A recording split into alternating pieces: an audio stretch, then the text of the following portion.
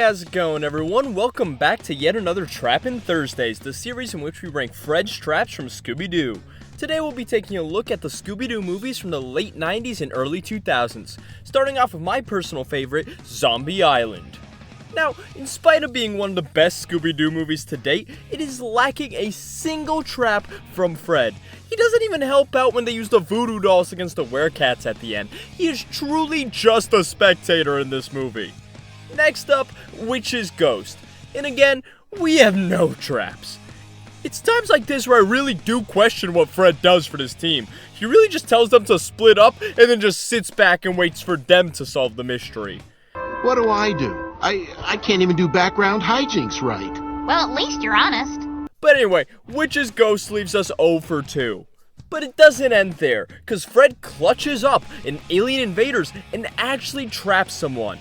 This goes down when the villains, after having their plans upended by Shaggy and Scooby, try to get the hell out of Dodge. Let's get out of here! But Fred, noticing their escape attempt, uses a crane to throw a net right on top of them, successfully trapping them. In all, this is an impromptu trap that Fred came up with and executed all on his own. It's fairly simple, but the fact that he was able to throw a net with a crane so precisely is kind of insane. Honestly, I'm going to give this a solid A tier. I'm going to put it right in between these two because I think this trap's a little more thought out and well executed, and this one was a little bit more basic. I mean, that crane trick was crazy. Moving on, we get to the final movie in this quadrilogy, Cyber Chase. And oh boy, do we have traps in this one. Starting off, Fred uses Daphne's jacket like a matador to lure a lion into a door which the girls proceed to lock. I'm gonna put this one right here.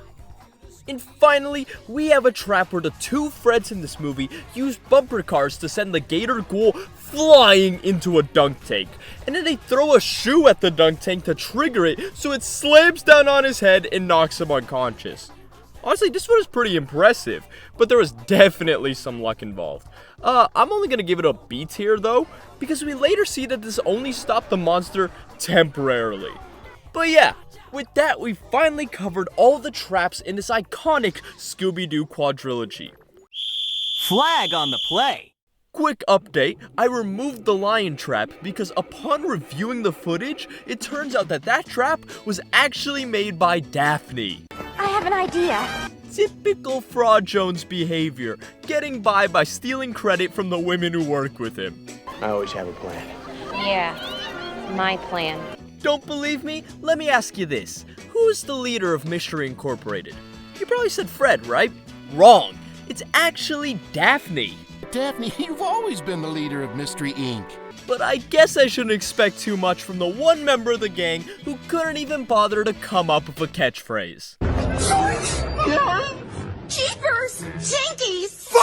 Well, folks, that's all I got for you today. Be sure to smash that subscribe button, and I'll catch you in the next one. Peace.